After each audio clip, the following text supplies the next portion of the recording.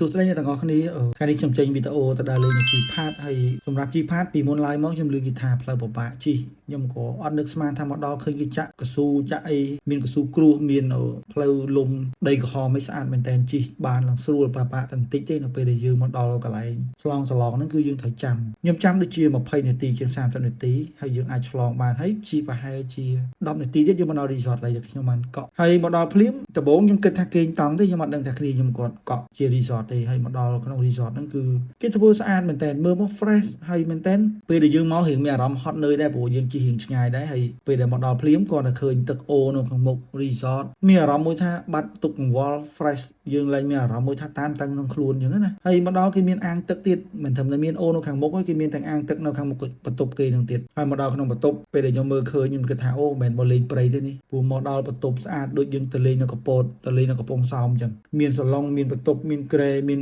និយាយរួមដូចយើងគេងនៅផ្ទះអញ្ចឹងមកដល់ resort គឺអេមែនតើហើយដូចឃើញនៅក្នុងវីដេអូនេះស្រាប់ហើយបន្ទប់ធំមែនតើយើងអាចគេងបានពី7ដល់10នាក់យើងអាចកក់ផ្ទះនឹងមួយគឺយើងលេងសប្បាយជុំគ្នាជាមួយមិត្តភក្តិយើងហើយបន្ទប់ទឹកអីចេញមកគឺ premium ហ្មងហើយសម្រាប់បន្ទប់មួយនេះគឺពិសេសជាងគេដោយសារតែបន្ទប់នេះវានៅទល់មុខជាមួយនឹងអាងទឹកហើយខាងអាងទឹកហ្នឹងយើងអាចមើលធ្លុះទៅដល់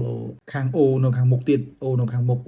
បន្ទប់យើងហ្នឹងហើយបន្ទាប់ពីហ្នឹងហើយយើងក៏រៀបចំចាក់ចម្រៀងលេងសើចនិយាយគ្នាលេងមួយផ្លែទៅក៏កំងបាយថ្ងៃគេញ៉ាំព្រោះ resort គេនេះមានលក់មួយសេតអីក៏មានដែរហើយខ្ញុំកំងនេះគឺបាយថ្ងៃយើងញ៉ាំ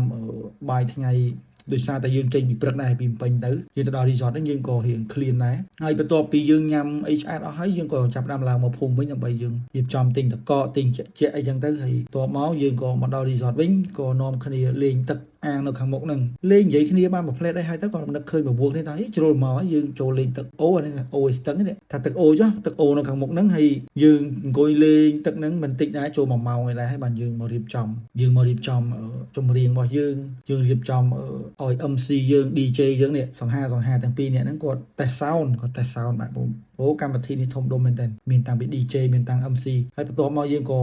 ខាង resort គេយកសាច់យកម្ហូបអីចឹងមកយើងអាំងខ្លួនយើងខ្លះយើងឲ្យគាត់ធ្វើចំអិនឲ្យយើងស្រាប់ខ្លះព្រោះមកនេះគឺសប្បាយមែនតើយើងកំងម្ហូបអីញ៉ាំហ្នឹងហើយវាយឡើងហើយខ្ញុំនៅដល់រហូតម៉ោង12ដែរចូល1អីដែរបាទខ្ញុំចង់ចូលគេង